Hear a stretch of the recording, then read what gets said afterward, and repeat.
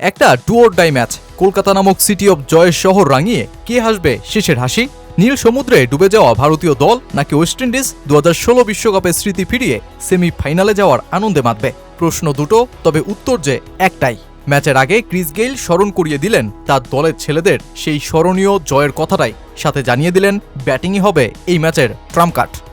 ভারতে শেষবার যখন আমরা ভারতকে হারিয়েছিলাম তখন আমরা শেষ পর্যন্ত বিশ্বকাপই জিতেছিলাম। স্বাগতিকদের তাদের ঘরের মাঠে হারানোর এটাই হতে পারে আমাদের জন্য উপযুক্ত সুযোগ, আর সেটি আমাদের বড় আত্মবিশ্বাস দেবে। যে দল ভালো ব্যাটিং করবে সেই দলে জিতবে। দারুণ একটি ম্যাচ হতে যাচ্ছে, তবে আমার সমর্থন পুরোপুরি ওয়েস্ট ইন্ডিজের পক্ষেই। অবশেষে কলকাতার ইডেন গার্ডেন্সে হাজারো সমর্থকদের আগমনে শুরু সেই প্রতীক্ষিত ম্যাচ। টিম ইন্ডিয়া টসে জিতে বোলিংয়ে যাওয়ার সিদ্ধান্ত নেয়, তবে ওয়েস্ট ইন্ডিজের ওপর শুরু থেকেই চাপ তৈরি করতে ব্যর্থ দলটা। শাই হোপ ও রোস্টন চেজ শুরু করেন একেবারে রোয়েশ হয়ে। শাই হোপ ইনিংসের গতি না বাড়াতে পেরে 32 রানেই হন আউট। রোস্টন চেজ অবশ্য 25 বলে 40 রানে ফেরেন। 119 রানে 4 উইকেট হারিয়ে বসা ওয়েস্ট ইন্ডিজকে যখন চেপে ধরে ভারত, তখনই পাল্টা আক্রমণ নিয়ে হাজির রোবমান পাওয়েল আর জেসন হোল্ডার।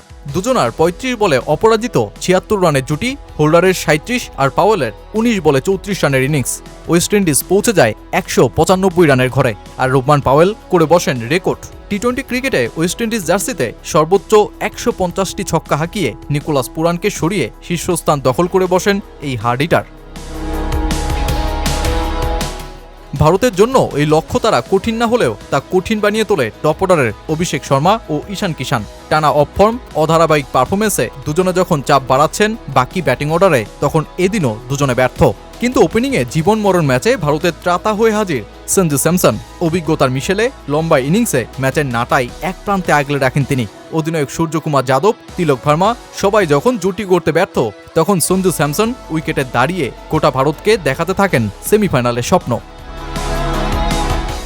হার্দিক পান্ডিয়াও যখন ব্যর্থ, তখন 2-4 হাঁকিয়ে ম্যাচের চাপ কমান শিবম দুবে। আর ভারতীয় জয় তখনও 6 বলে 7 রানে আটকা, তখন সঞ্জু স্যামসনের ছক্কা। হৃদস্পন্দন বেড়ে যাওয়া ভারতীয় ড্রেসিং রুমে শুরু হয় উল্লাস, আর স্টেডিয়ামের হাজারো সমর্থক গর্জে ওঠে একটাই নাম বলে, আর সেটা সঞ্জু স্যামসন। আর সবশেষ যেই ম্যাচ 4 মেরেই ক্লোজ করে দেন এই ব্যাটার। 50 বলে 97 রানের ইনিংসে সেঞ্চুরি ছুঁতে পারেননি ঠিকই, কিন্তু এই এক ইনিংস তো কোনো ডাবল সেঞ্চুরি চাইতেও কম গুরুত্বপূর্ণ নয়। তাই তো ম্যাচ জিতিয়েই মাটিতে বসে প্রথমেই দুহাত জড়ো করে স্মরণটা করলেন সৃষ্টিকর্তার প্রতি।